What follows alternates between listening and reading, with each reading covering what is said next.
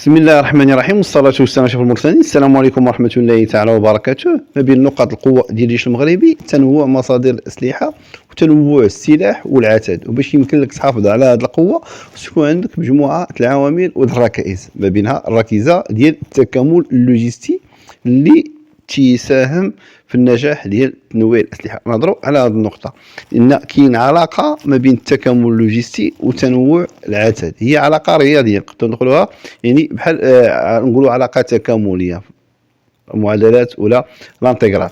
فالفصل بينهما في التنويع ديال الترسانه ضروري تطور البنيه التحتيه واللوجستيه تكون متكامله ومتطوره. علاش؟ لعده اعتبارات ضروريه. اولا كاين في تنوع السلاح كاين تعقيد الصيانه والاصلاح، يعني كل سلاح ولا كل قطعه عسكريه تتطلب ولا عندها متطلبات ديال الصيانه والاصلاح الخاصه بها.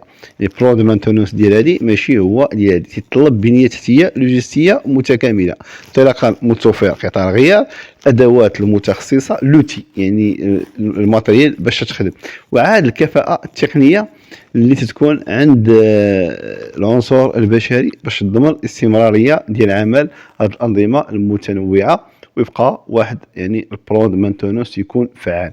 مساله واحده اخرى في التكامل اللوجستي تنهضروا على التخزين والنقل، يعني التخزين والنقل لان الاسلحه تتطلب فاش تجيبها التخزين ديالها، فاش تحولها من بلاصه لبلاصه ولا ديال المناطق العمليات تتنقلها، ويعني خصك منشآت تخزين امنه ومناسبه ونظم نقل متطوره تكون قادره على التعامل مع مختلف الاحجام والاوزان ديال الاسلحه ولا ديال العتاد اللي عندك. مثلا هي الدبابات اللي تهزهم ما تمشيوش في الشانطيره، تمشيو يعني في الكاميونات ديالهم.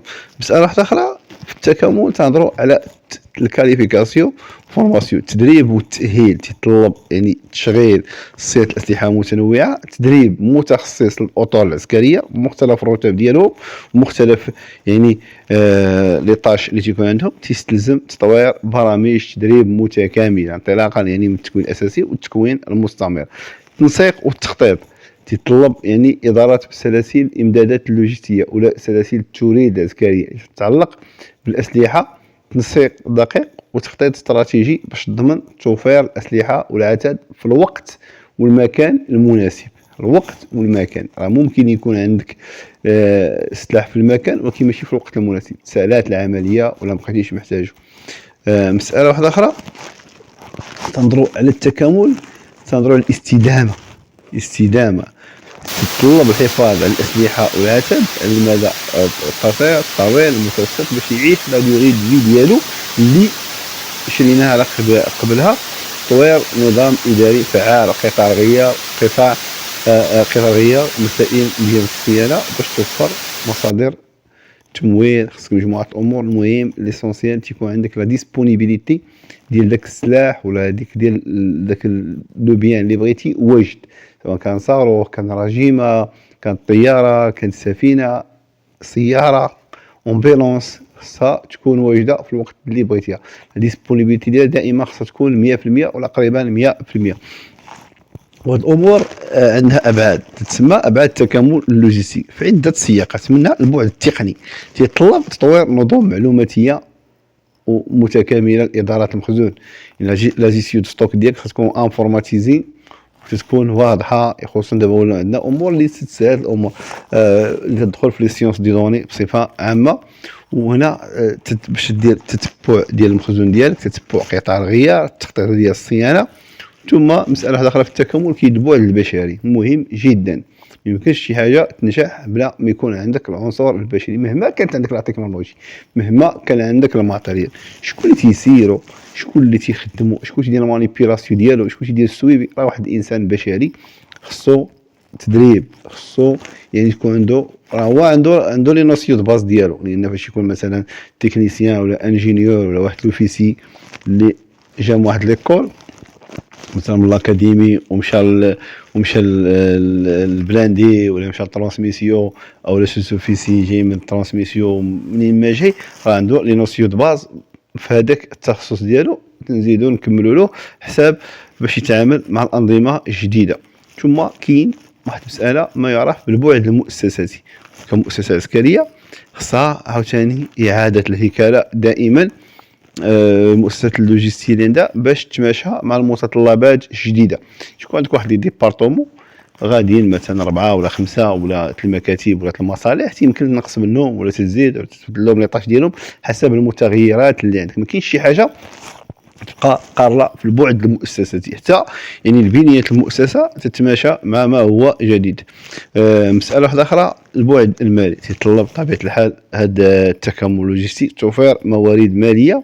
علاش؟ باش تطور أولا البنية التحتية اللوجستية، باش توفر قطار الغيار والصيانة. هادو راه كيما قلنا تكامل تجمعهم لانتيغرال مع بعضياتهم، معادلة رياضية.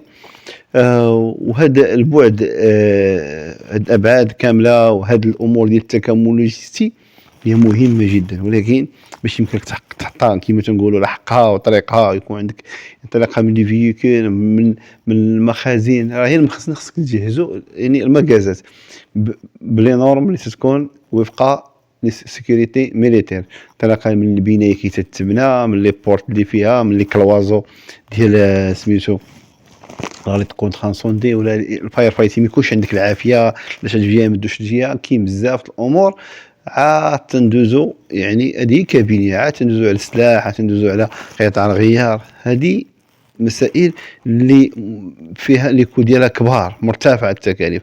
باش تطور بنيه تحتيه لوجستيه متكامله تتطلب استثمارات كبيره، استثمارات ماليه مهمه. وعاد تنهضروا على القضيه ديال سلاسل التوريد العسكريه وتكامل، مساله اللي هي نسبيا معقده. سلاسل الامداد اللوجستيه متعلقه بالاسلحه يعني متنوعه، عمليه تتطلب خبره متخصصه وتتطلب ناس اللي تعرفوا يديروا لا جيستيون ديالها. وكاين يعني العدو ديال جميع القطاعات، لا المدنيه لا العسكريه. شنو هو العدو ديالهم؟ هو التغيرات التكنولوجيه. التغير تقدر تبني وتدير كل شيء، تيوقع لك واحد التغير تكنولوجي، دخلات شي تقنيه جديده خاصك عاوتاني تطور معها، تزيد معها انت. يعني التطورات التكنولوجيه اللي تكون مستمره والتحديث ديالها بالنسبه للانظمه اللوجستيه تيشكل واحد التحدي، عبء مالي وعبء بشري. خاصك تصمم وخاصك تكون هذه ما بين، وعاد خاصك مكثرش تبقى حاضي الجديد اللي كاين. دابا العدو ديال الشركات كما قلنا المدنيه والعسكريه هو هذه التغيرات التكنولوجيه المتسارعه. عموما يمكننا نهضروا ولا نلخصوا القول في التكامل اللوجستي كعنصر حيوي، عنصر اللي مهم حاسم ولا عامل حاسم في النجاح ديال عمليه تنوع الاسلحه والعتاد اللي تيكون عندك، باش تضمن كفاءه التشغيليه ديال الانظمه اللي عندك. راه ماشي انت عندك تنوع وما عندكش الكفاءه ولا ما خدامش بهم، ما عندكش الفعاليه الميدانيه، بحال ما عندك والو، بحال ما عندك والو، بحال شي طوموبيل تعرف تسوقها. هذا تنهضروا على التكامل اللوجستيكي تنعكس على تحسين الاستعداد القتالي. وطبيعه الحال التكامل يطلب تخطيط استراتيجي اللي تيكون دقيق، استثمارات ماليه وتعاون ما بين مختلف يعني الاجهزه اللي تكون عندك، لا الحكوميه لا العسكريه. ان الحكومه باش توفر لك عاوتاني الدعم. بصفه عامه تيبقى يعني التكامل اللوجستي مساله مهمه خصك تدخل فيه الجديد، سواء كما قلنا انظمه المعلوماتيه اللوجستيكيه المتقدمه، تدخل الذكاء الاصطناعي باش تحسن الاداره اللوجستيه. وطبيعه الحال دائما تخدم على جديد باش تحيي جميع التحديات اللي عندك. تحية لكم جميعا، شكرا على المتابعة، أدام الله الأمن أمانكم، السلام عليكم ورحمة الله تعالى وبركاته.